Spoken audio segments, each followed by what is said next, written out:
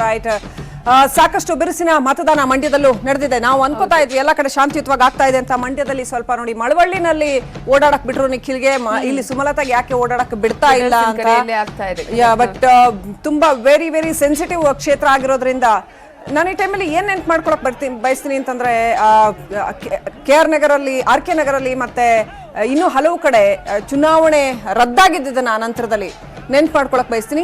But ಸದ್ಯದಲ್ಲಿ ನಡೀತಾ ಇರೋದು ಒಂದ್ ಸಣ್ಣ ಗಲಾಟೆ ಅಂತ ಅಂದ್ಕೊಳ್ಳೋಣ. ಟ್ರೈ ಮಾಡ್ತಾ ಇದ್ದಾರೆ ಅಲ್ಲಿ ಅಂತ ಹೇಳಿ. ಎಸ್, ಬಟ್ ಇನ್ನಷ್ಟರ ಮಟ್ಟಿಗೆ ಇಷ್ಟು ಟೆನ್ಷನ್ ಇರುತ್ತಾ ಒಂದು ಪೋಲಿಂಗ್ ಬೂತ್ ಹತ್ರ ಅನ್ನೋದು ನಿಜಕ್ಕೂ ಆಶ್ಚರ್ಯ ಆಗ್ತಾ ಇದೆ. ಆಕ್ಚುಲಿ ಇಷ್ಟು ಜನ ಸಾರ್ವಜನಿಕರು ಒಂದು ಪೋಲಿಂಗ್ ಬೂತ್ ಹತ್ರ ಇರುವಂತದ್ದು ಚುನಾವಣಾ ಆಯೋಗದ ಇದರ ಪ್ರಕಾರ ಅದು ಪರ್ಮಿಷನ್ ಇಲ್ಲ. ಆದ್ರೂ ಕೂಡ ಅಲ್ಲಿ ಗಲಾಟೆ ನಡೀತಾ ಇರೋದನ್ನ ಗಮನಿಸ್ತಾ ಇದೀವಿ. ಸೊ ಇದನ್ನ ಶಾಂತಗೊಳಿಸುವಂತ ಎಲ್ಲ ಪ್ರಯತ್ನನ ಪೊಲೀಸರು ಆದಷ್ಟು ಬೇಗ ಮಾಡ್ತಾರೆ ಅಂತ ಅನ್ಸುತ್ತೆ. Let's see. ಮೋಸ್ಟ್ಲಿ ಸುಮಲತಾ ಅವರು ಕೂಡ ಅಲ್ಲಿ ಸ್ಥಳದಲ್ಲಿ ಇರಬೇಕು. ಈಗಷ್ಟೇ ವೋಟ್ ಮಾಡೋರು ಹೊರಗಡೆ ಬಂದಿದ್ದಾರೆ, ಸ್ಥಳದಲ್ಲೇ ಇರಬೇಕು, ಅಲ್ಲಿ ಜನರ ಜೊತೆ ಮಾತನಾಡೋದಕ್ಕೆ. ಅಭ್ಯರ್ಥಿಗಳಿಗೆ ಪೋಲಿಂಗ್ ಬೂತ್ ಗಳಿಗೆ ಹೋಗುವಂತಹ ಅಧಿಕಾರ ಇರುತ್ತೆ ಈ ಟೈಮಲ್ಲಿ. ಅವ್ರು ಪೋಲಿಂಗ್ ಬೂತ್ ಹತ್ರ ಹೋಗಬಹುದು, ಜನಗಳ ಹತ್ರ ಮಾತಾಡಬಹುದು. ಆದ್ರೆ ಅಲ್ಲಿ ಯಾವ ಕಾರಣಕ್ಕೋಸ್ಕರ ಪೊಲೀಸರು ಬಿಡ್ತಾ ಇಲ್ಲ, ಭದ್ರತಾ ಕಾರಣಗಳ ಅಥವಾ ಮತ್ತಿನ್ನೇನ್ ಕಾರಣ ಕೊಡ್ತಾ ಇದ್ದಾರೆ ಅನ್ನೋದು ಗೊತ್ತಿಲ್ಲ. ಬಟ್ ಇದು ಈ ರೀತಿಯ ಗಲಾಟೆಗೆ ಎಡೆ ಮಾಡಿ ಕೊಡ್ತಾ ಇರೋದು ಮಾತ್ರ ಎಲ್ಲೋ ಒಂದ್ ಕಡೆ ಸ್ವಲ್ಪ ಮತದಾನಕ್ಕೆ ತೊಂದರೆ ಆಗುತ್ತೆ. ಬೇರೆಯವರು ವೋಟ್ ಮಾಡಕ್ ಬರೋರ್ ಮೇಲೆ ಇದು ಇನ್ಫ್ಲೂಯೆನ್ಸ್ ಆಗ್ಬಾರ್ದು. ಇನ್ನೊಂದು ಗಲಾಟೆ ಆಗುತ್ತೇನೋ ಏನಾಗುತ್ತೇನೋ ಅನ್ನೋ ಭಯ ಇರುತ್ತೆ. ಹೌದು. ಇನ್ನೊಂದ್ ಕಡೆಗಾಗ್ಲೇ ಸುಮಲತಾ ಕೂಡ ವೋಟ್ ಮಾಡಿರೋದನ್ನ ನಾವು ಗಮನಿಸ್ತಾ ಇದ್ವಿ. ಮತ್ತೊಂದ್ ಕಡೆಗಾಗ್ಲೇ ಈ ಒಂದು ಗಲಾಟೆಯ ವಿಚಾರಕ್ಕೆ ಸಂಬಂಧಪಟ್ಟ ಹಾಗೆ ಈಗಾಗಲೇ ನಿಖಿಲ್ ಕುಮಾರಸ್ವಾಮಿ ನಮ್ಮ ರಿಪೋರ್ಟರ್ ಆನ್ ಜೊತೆ ಮಾತಾಡ್ತಾ ಹೇಳ್ತಿದ್ರು, ಸಾಮಾನ್ಯವಾಗಿರುತ್ತೆ ಜಯ ಘೋಷಗಳು ಅಂತ ಹೇಳಿ, ಆದ್ರೆ ಸ್ವಲ್ಪ ಜೋರಾಗದಿದ್ರೆ ಸಾಕು ಅನ್ನೋದು ನಮ್ಮ ಆಶಯ. ಯಾಕಂದ್ರೆ ಇಂತಹ ಸಂದರ್ಭದಲ್ಲಿ ಮತ್ತೆ ರೀಎಲೆಕ್ಷನ್ ಆಗದ ಹಾಗೆ, ಮರುಮತದಾನ ಆಗದ ಸಿಚುವೇಶನ್ ನಿರ್ಮಾಣ ಮಾಡ್ಕೊಳ್ಬೇಡಿ ನೀವು ಅನ್ನುವಂಥದ್ದನ್ನ ಈ ಸಂದರ್ಭದಲ್ಲಿ ಕೇಳ್ಕೊಳ್ಬೇಕಾಗತ್ತೆ. ಆಲ್ರೆಡಿ ಪೊಲೀಸರು ಕೂಡ ಅವರನ್ನ ಸಮಾಧಾನ ಪಡಿಸುವಂತಹ ಪ್ರಯತ್ನವನ್ನ ಮಾಡ್ತಾ ಇದ್ದಾರೆ, ಅವರನ್ನ ಶಾಂತಗೊಳಿಸುವಂತಹ, ಚದುರಿಸುವಂತಹ ಪ್ರಯತ್ನವನ್ನ ಮಾಡ್ತಾ ಇದ್ದಾರೆ. ನೇರವಾಗಿ ನಿಂತು ಮಾತನಾಡಬಹುದು, ಯಾಕೆ ಯಾವ ಕಾರಣಕ್ಕಾಗಿ ಈ ರೀತಿ ಆಗಿದೆ ಅನ್ನೋದನ್ನ.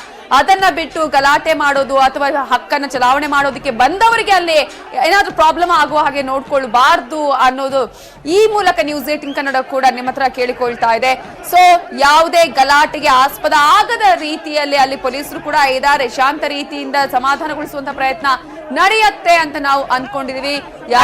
ಚುನಾವಣಾ ಆಯೋಗ ಅಲ್ಲಿ ಅನೇಕ ಬೂತ್ ಗಳಲ್ಲಿ ವಿಶೇಷ ವೀಕ್ಷಕರನ್ನ ನೇಮಕ ಮಾಡಿದೆ. ಮಂಡ್ಯದಲ್ಲಿ ಅತ್ಯಂತ ಹೆಚ್ಚಿನ ವಿಶೇಷ ವೀಕ್ಷಕರು, ಅತ್ಯಂತ ಹೆಚ್ಚಿನ ಪೊಲೀಸ್ ಭದ್ರತಾ ವ್ಯವಸ್ಥೆ ಮತ್ತು ಅತಿ ಹೆಚ್ಚಿನ ಅತಿ ಸೂಕ್ಷ್ಮ ಮತಗಟ್ಟೆಗಳು ಇರ್ತಕ್ಕಂಥದ್ದು ಮಂಡ್ಯದಲ್ಲೇನೆ. ಆದ್ರೂ ಕೂಡ ದೊಡ್ಡರಸಿನಕೆರೆ ಅಂತ ಅತ್ಯಂತ ಸೂಕ್ಷ್ಮ ಮತಗಟ್ಟೆಯ ಚಿತ್ರಣ ಹೀಗಿದೆ ಅಂತಂದ್ರೆ ನಂಬೋದಕ್ಕಾಗ್ತಾ ಇಲ್ಲ. ಅಲ್ಲಿ ಯಾಕೆ ಅಷ್ಟೊಂದು ಜನರನ್ನ ಅಸೆಂಬಲ್ ಆಗಕ್ಕೆ ಬಿಟ್ಟಿದ್ದಾರೆ ಫಸ್ಟ್ ಆಫ್ ಆಲ್ ಪೊಲೀಸರು ಅನ್ನೋದೇನೆ ಇನ್ನೂ ಕೂಡ ಒಂದ್ ರೀತಿಯ ನಿಧಾನ ಗತಿಯ ಧೋರಣೆಯನ್ನು ಅನುಸರಿಸ್ತಾ ಇದ್ದಾರಾ, ಕಂಟ್ರೋಲ್ ಮಾಡ್ತಾ ಇದ್ದಾರಾ ಪೊಲೀಸರು ಸಿಚುವೇಶನ್ ಅನ್ನೋದು ನಿಜಕ್ಕೂ ಒಂದ್ ರೀತಿಯಲ್ಲಿ ಅನುಮಾನ ಬರ್ತಾ ಇದೆ. ಇನ್ನೊಂದ್ ಕಡೆ ನಟ ದರ್ಶನ್ ಕೂಡ ಈಗಾಗಲೇ RR ನಗರದಲ್ಲಿ ತನ್ನ ಓಟನ್ನ ಮಾಡೋದಿಕ್ಕೆ ಆಗಮಿಸಿದ್ದಾರೆ. ತನ್ನ ಪತ್ನಿಯ ಜೊತೆ ಈಗಾಗಲೇ ಆಗಮಿಸಿರುವಂತಹ ನಟ ದರ್ಶನ್ ಕ್ಯೂಯಲ್ಲಿ ನಿಂತು ತಾನು ಹಕ್ಕನ್ನ ಚಲಾವಣೆ ಮಾಡೋದಿಕ್ಕೆ ಕೂಡ ಈಗ ಕಾಯ್ತಾ ಇರುವಂತಹ ದೃಶ್ಯಗಳನ್ನ ಗಮನಿಸ್ತಾ ಇದೀವಿ.